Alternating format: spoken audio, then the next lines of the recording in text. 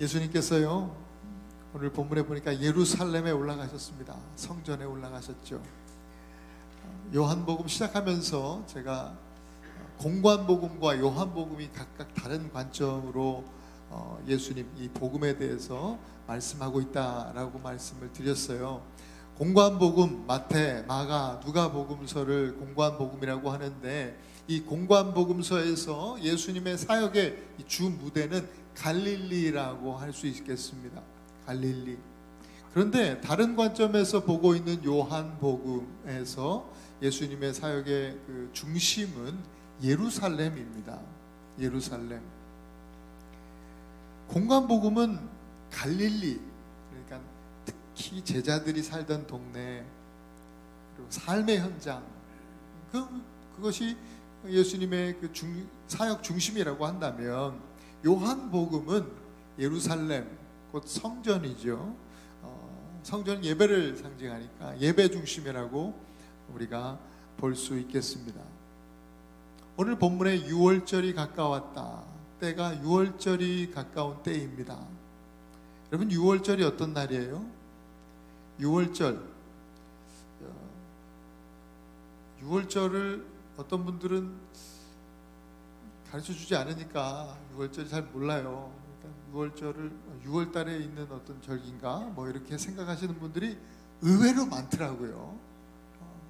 6월달에 있는 절기가 아니라 6월절은 이스라엘 백성들이 애굽의 노예로 있다가 하나님의 은혜로 구원받은 날, 그날이 바로 6월절이에요. 이 6월절을 유대인들은 대단히 중요하게 생각하고 또 엄숙하게 지킵니다. 예루살렘 반경의 20km 안에 살고 있는 유대인 남자들은 반드시 6월절 기간에 이제 성전에 가서 예배를 드렸어야 했습니다. 그 외에 멀리 흩어져 사는 유대인들도 마찬가지로 평생을 살아가면서 반드시 성전에 방문해서 예배를 드리도록 했고, 또 그런 소망을 가지고 살았고 실제로 그렇게 했습니다. 그래서 6월절만 되면 예루살렘이 붐비죠. 우리 애나버는 풋볼 시즌의 붐비죠. 특히 우리 미시간 대학이 있는 경기가 있는 중요한 날은 사람들이 많이 몰려요. 이 미시간 이 애나버의 인구가 11만이 좀 넘는다고 제가 알고 있는데, 빅하우스 그 스테디움이 11만에서 12만 그 사이, 우리 애나버 모든 주민들이 다 들어갈 만한 크기의 스테디움이죠. 거기가 가득 찹니다. 늘 만석이에요. 이때는 호텔방도 잡기 어렵고 또 트래픽도 굉장히 심합니다. 주변에는 뭐 주차 대란이 일어나죠. 그도 그럴 것이 애나버 인구가 거의 뭐 2배가 되니까 그렇게 혼란스러울 수밖에 없습니다. 그걸 생각해 보면 예수님 당시 6월절 그 예루살렘의 혼잡스러움, 이건 뭐 그 당시 예루살렘의 인구가 우리 애나버랑 비슷해요. 10만에서 11만 사이였다고 해요. 근데 6월절이 되고 그 6월절 그다음에 무교절 절기인데, 그 절기가 되면 애나버가 아니라 예루살렘 인구가 작게는 10배에서 20배까지 불어났대요. 200만 이상이 모일 때가 있었답니다. 예수님 당시에 이미 어마어마하게 많은 사람들이 몰려오니까 너무나 복잡스러웠을 거예요. 혼란스러웠겠죠. 이 사람들이 뭐하러 와요? 다 제사 드리러 오는 거예요. 예배 드리러. 당시 유대인들이 가졌던 신앙은요, 성전 중심의 신앙입니다. 성전에 하나님이 계신다고 믿었어요. 또 성전에서 하나님이 역사하신다고 생각했습니다. 아주 지극히 구약적인 신앙관을 갖고 있어요. 거룩하신 하나님, 그 위대하고 크신 하나님을요, 그 성전에다 가두어 둔 꼴이에요. 지금 생각하면 너무나 이상한 신앙이지만 구약의 하나님은요, 그렇게라도 당신의 백성들을 만나 주셨어요. 그런데 흰머리 노인이 된 요한은 이 복음서를 쓰면서 이제 세상이 달라졌다라고 하는 그런 말씀을 전하고 있는 것 같아요. 여전히 그의 머릿속에 생생하게 자기 젊었을 때 기억나는 이 오늘 본문의 이 사건, 예수님께서 성전에 가셔서 성전을 정화하신 이 사건, 그리고 예수님께서 하신 말씀, 이 성전을 흘러 내가 다시 일으키리라. 그 말씀을 기억하면서 뜨거운 심장으로 지금 복음을 전하고 있는 거예요. 여러분, 요한복음은 AD 90년 이후에 쓰여진 책이라고 말씀드렸죠. 그렇다면 이 요한복음을 쓰고 있는 그 시기에 예루살렘 성전은 어땠겠습니까? 이미 무너지고 없어요. 성전이 존재하지 않아요. AD 70년에 다 로마의 성전이 무너졌으니까요. 요한은 오래전 예수님께서 하신 말씀을 기억해요. 그러면서 46년 동안, 아직도 그 당시에도, 지금 오늘 본문 당시에 성전이 다 완성이 된 때가 아니에요. AD 한 63년 이때 완성이 됐다고 하니까 계속 짓고 있는 과정이에요. 증축하고 있는 것이죠. 화려하게, 더 멋지게. 지금 이 말씀을 하면서 성전에 대한 이야기를 하지만, 그러나 성전의 진정한 의미, 지금 이 건물 얘기를 하고자 하는 것이 아니라는 거죠. 오늘 본문의 예수님의 말씀은 성전은 눈에 보이는 건물이 아니라는 거예요. 사망 권세를 이기시고 부활하셔서 영원히 살아계신 예수 그리스도, 당신이 성전이라고 하시는 말씀을 지금 하고 계시는 거죠. 요한은 이 메시지를 전하면서 이 예수 그리스도, 성전 되신 예수 그리스도, 그분의 이야기를 하면서 지금 이제는 눈에 보이는 성전의 시대는 가고 은혜의 시대가 왔다라고 선포하는 거예요. 예수 그리스도의 시대, 복음의 시대, 은혜의 시대가 도래했다라고 하는 말씀이에요. 또 한편은 지금 눈에 보이는 성전은 무너지고 없지만 예수 그리스도, 우리 주님이 무너지지 않는, 영원히 무너지지 않는 성전이 되시니 우리가 어떤 핍박과 박해와 어려움을 당할지라도 예수 그리스도 주님 안에서 믿음으로 일어섭시다 라고 하는 격려와 또 그런 위로를 성도들에게 주고 있는 말씀인 것입니다. 오늘 본문은 참 특이한 구절이에요. 특이한 메시지죠. 왜요? 사랑이신 예수님, 예수님 하면 사랑이라고 하는 단어가 떠오르잖아요. 자비하시고 또 온화하시고 사랑이 많으신 우리 예수님. 그런데 예수님이 분노하신 그런 모습, 그런 장면이에요. 특별한 사건이죠. 그렇다면 왜 예수님께서 이렇게 화를 내셨을까? 그 사랑이 많으신 예수님께서, 오래 참으시는 예수님께서 왜 참지 않으시고 이토록 화를 내실 수밖에 없으셨을까? 그 이유는요, 사람들이 성전을 더럽혔기 때문이에요. 성전을 더럽혔기 때문에. 그러면 성전이 어떻게 더럽혀졌다는 이야기일까요? 쓰레기가 많아서? 청소를 안 해서? 그런 것이 아니에요. 예수님의 메시지는요, 성전이 성전다운 그 본분을 잃어버렸기 때문이라, 이렇게 말씀하셨어요. 예배를 통한 하나님과의 만남, 그리고 하나님의 그 사랑을 세상으로 흘려보내는 사랑의 통로, 만남의 통로, 사랑의 통로, 그것이 성전이에요. 그러니까 성전의 본분은 예배와 사랑이라고 할 수 있어요. 그게 성전이 가진 본분이에요. 그러니까 첫째로 성전이 더럽혀진 이유가 예배라고 하는 본분의 상실이죠.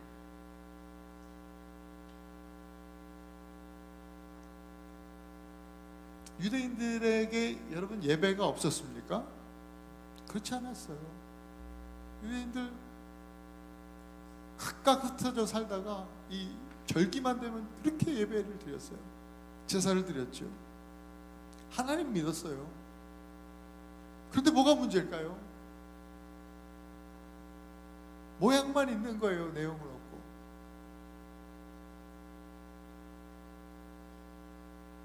하나님의 나라는 말에 있지 않고 능력이 있다고 했는데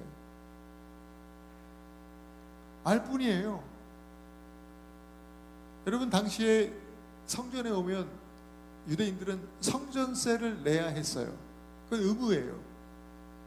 성전세, 보통 일반 노동자들의 이틀치 임금에 해당하는 그 정도의 금액이었대요.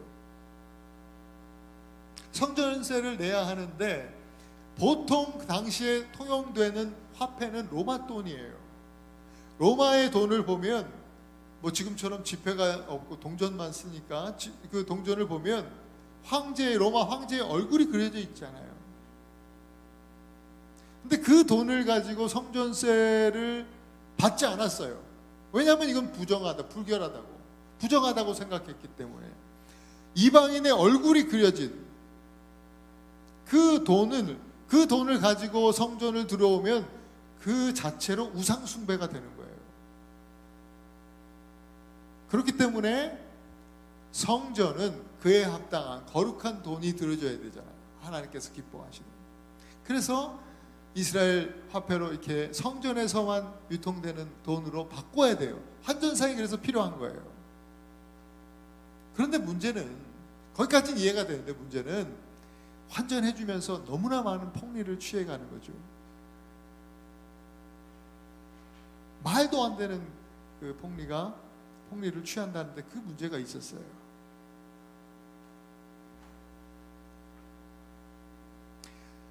드리는 사람, 성전세를 내야 하니까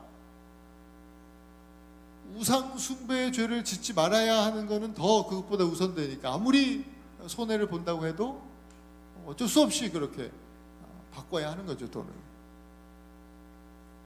성전에서는 아무렇지도 않게 이것을 하나님의 이름으로 자행하고 있었다는 것이 참 충격적인 일이 아닐 수 없어요. 또 당시에는 여전히 구약의 제사 같은 형식으로 예배를 드렸죠. 그러니까 제물이 있어야 되잖아요. 제물을 가지고 오면 반드시 제사장의 검수를 받아야 됩니다. 제사장의 검수를 받아야 돼요. 그러면 검수비를 받죠, 제사장. 검수비를 내야 됐대요. 제사장의 친인척이 아닌 이상, 또 친한 어떤 그 관계가 있지 않는 이상 검사 받으면 어떻게 돼? 떨어져요. 이건 제물로서 합당치가 않은 거예요. 쓸 수가 없으니 보통 또 멀리서 올 때는 제물을 또 갖고 오는 것은 대단히 번거로우니 이제 뭐예요? 거기서 파는 제사장의 검수가 벌써 다 끝난 검증된 제물을 엄청나게 비싼 돈 주고 사야 됩니다. 어떤 주석을 보니까 비둘기 한 쌍을 시중에서 파는 것보다 최소 10배는 더 비싸게 팔았대요. 도둑놈들이죠, 진짜. 그죠? 그것도 하나님의 이름으로 지금 성전에서 이런 일들을 자행하고 있습니다. 알지만 뭐 울며 겨자 먹기 식으로 바가지 왕창 쓰고 이걸 사야 했어요, 사람들은. 이렇게 악한 일이 어디 있습니까? 성전이 예배에는 관심이 없어요. 돈 버는 일에만 관심을 갖는 거죠. 너무나 세속적인 이 종교 권력의 도구로 그렇게 사용되어졌고, 정말 말씀 중심이어야 할 성전이 물질 중심의 신앙으로 그렇게 세속화되어졌던 것이죠. 그게 성전이 더러워진 이유예요. 예배를 인도할 제사장들, 그리고 함께 예배를 준비하고 또 성도들을 도와야 할 사람들, 그런 사람들이 마땅히 가져야 할 예배자의 마음을 상실하고 장사꾼의 마음으로만 가득하니 이런 예배가 어떻게 하나님 앞에 기쁨이 되겠습니까? 그래서 예수님께서는 내 아버지의 집을 장사꾼의 이 집으로 만들지 말아라, 장사하는 집으로 만들지 말아라, 호통을 치셨습니다. 두 번째로 이 성전이 더럽혀진 두 번째 이유는 사랑의 본분을 상실했다는 데 있어요. 하나님과 하나 되고 또 성도들과 하나 되는 곳이 바로 성전이었어요. 곧 하나님의 사랑을 받고 그 사랑을 흘려보내는 거죠. 성도들과 나누는 거예요. 그게 성전의 본분이었어요. 그런데 그 또한 모양뿐이에요. 사람들은 너무나 가식적이었어요. 마가복음에 보면 예수님께서 이 평행 구절에서 이런 말씀을 하세요. 내 집은 만민이 기도하는 집이다. 유대인들만 기도하는 집이 아니에요. 만민이 기도하는 집이다. 이렇게 말씀하셨단 말이에요. 성전의 구조를 좀 알면 이것이 조금 이해가 돼요. 성전, 하나님의 임재가 있는 지성소가 가장 중심이죠. 그 지성소까지 나아가는 데 있어서 몇 단계를 거쳐야 됐어요. 그 성전에 뜰이 있는데 가장 외곽에 있는 끄트머리에 있는 뜰이 바로 이방인의 뜰이에요. 그 이방인의 뜰을 지나면 유대인 여자들이, 유대 여자들이 갈 수 있는 여인의 뜰이 있어요. 그 여인의 뜰을 지나서 이스라엘의 뜰을 만나게 되는데 거기는 이제 유대인 남자들이 거기까지 들어갈 수 있어요. 그 다음에 더 나아가선 제사장의 뜰이라는 곳이 있었죠. 거기서 이제 제사가 제물이 드려지고 번제단이 있고 그런 데가 바로 제사장의 뜰이에요. 이방인의 뜰, 여인의 뜰, 이스라엘의 뜰, 제사장의 뜰, 그렇게 철저하게 아주 구분 지어놓고 격리해 놨어요.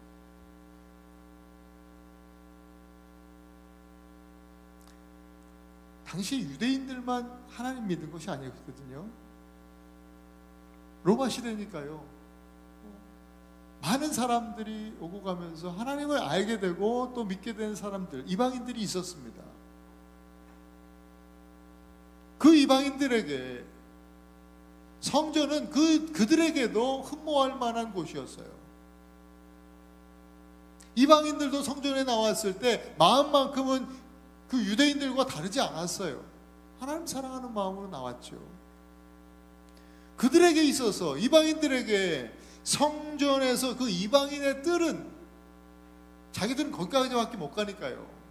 이방인의 뜰은 그들에게 있어서 기도의 장소고 예배의 장소예요. 하나님을 만나는 장소예요. 그런데 제사장과 유대인들은 이방인이 일단 성전에 찾아 나오는 것 자체가 마음에 안 드는 거예요. 늘 우습게 여기죠. 정치적으로 또 사실 사회 나가면 약자였으니까, 로마 사람들이 정권을 가지고 있었으니까요. 근데 성전에서만큼은 그러지 않았단 말이죠. 늘 못마땅하게 생각해요. 이방인들은 구원을 받으면 안 되는 사람이에요. 그들은 천국이 아니라 지옥에나 어울리는 사람들이에요. 그런 생각을 가지고 있으니까, 그런 사고를 가지고 있으니까 차별했던 것이 마땅할 것이에요. 당연하게 보여요. 제사장들과 유대인들은요, 이방인들의 예배에는 관심이 없어요. 그들의 기도에 관심이 없어요. 그들의 신앙에도 관심이 없습니다. 그래서 상인들과 악하고 정말 세속적인 결탁을 통해서 종교적 돈벌이만 하고 있는 거예요. 이방인의 뜰에서 장사하게끔 허락한 거예요. 그래서 지금 예수님께서 성전을 찾으셔서 이렇게 막 상을 엎으시고 막 이런 지금 상황이 지금 이방인의 뜰에서 행해지고 있는 상황 가운데 예수님께서 행하신 일이에요. 이방인의 뜰에서 이런 행위가 이루어졌다는 거죠.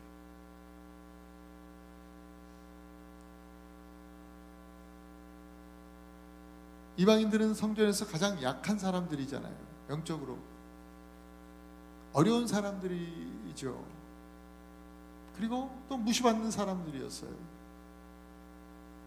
유대인들은 이들과 하나 되지 못했습니다. 아니, 하나 됨을 거부했어요. 이 사랑 없음이 성전을 더럽혔다는 거죠. 더럽게 만든 거예요. 하나님께서는 이런 자들을 이방인처럼 여기실 겁니다. 성경 그렇게 말씀하고 있어요. 오늘 본문의 성전 이야기는요, 이 건물에 대한, 이 성전 건물, 그리고 유대인들, 여기에 대한 이야기가 아니라 사실 오늘 성경을 읽고 또 오늘 예배를 드리는 오늘 우리들의 이야기를 하고 있는 거예요. 고린도전서 3장 16절 17절 이 말씀 있죠. 함께 한번 읽어보겠습니다. 시작. 너희는 너희가 하나님의 성전인 것과 하나님의 성령이 너희 안에 계시는 것을 알지 못하느냐. 누구든지 하나님의 성전을 더럽히면 하나님이 그 사람을 멸하시리라. 하나님의 성전은 거룩하니 너희도 그러하니라. 누가 성전이에요? 우리가 성전이다. 오늘 저와 여러분들이 성전이다. 이 성전을 더럽히는 자는 하나님이 멸하실 것이다. 오늘 이 하나님의 말씀을 우리가 무겁게 우리가 들어야 됩니다. 그럼 우리는 어떻게 할 것인가?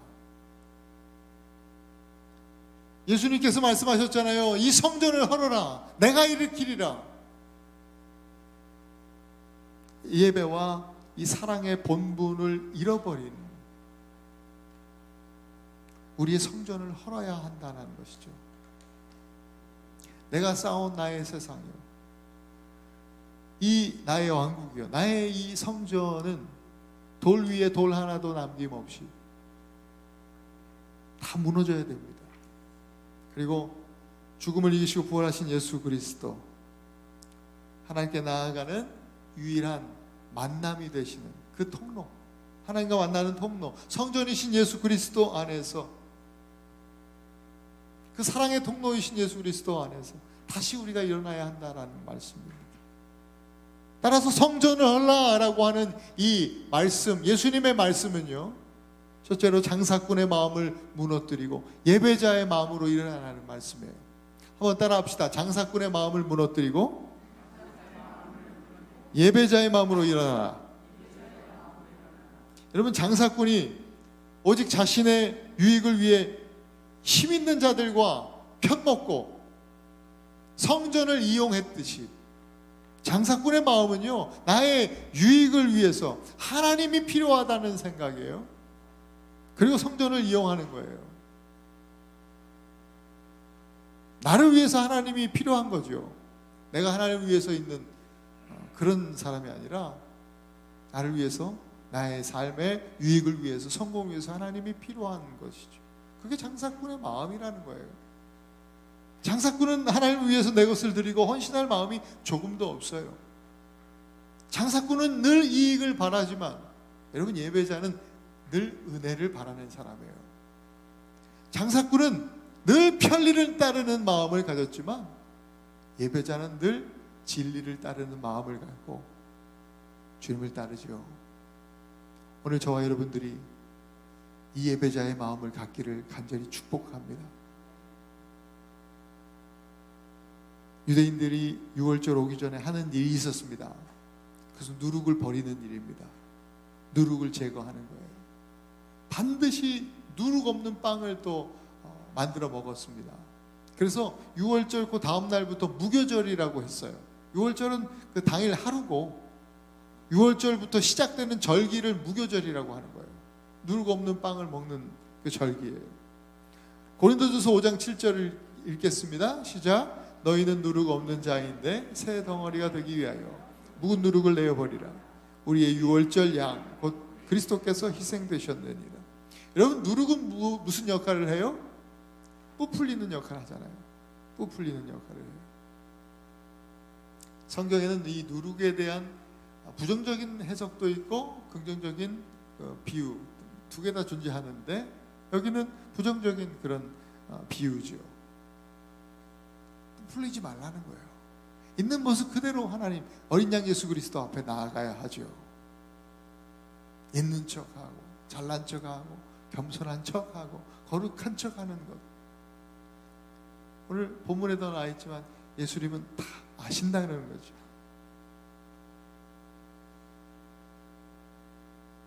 오늘 본문에 그가 친히 사람의 속에 있는 모든 것을 아셨습니다. 아셨습니다. 그냥 있는 모습 그대로. 우리 첫 시간에 요한복음 하면서 말씀드린 것처럼 크리스찬 파자하면서 했지 않습니까? 크라이스트 빼면 I am nothing, I am nobody. 아무것도 아닙니다. 오늘 뭐 기도하실 때도 그런 말씀하셨지만 주님, 나는 선한 것이 하나 없는 그런 사람입니다. I'm nothing, you are everything. 이게 크리스찬의 고백 아닙니까?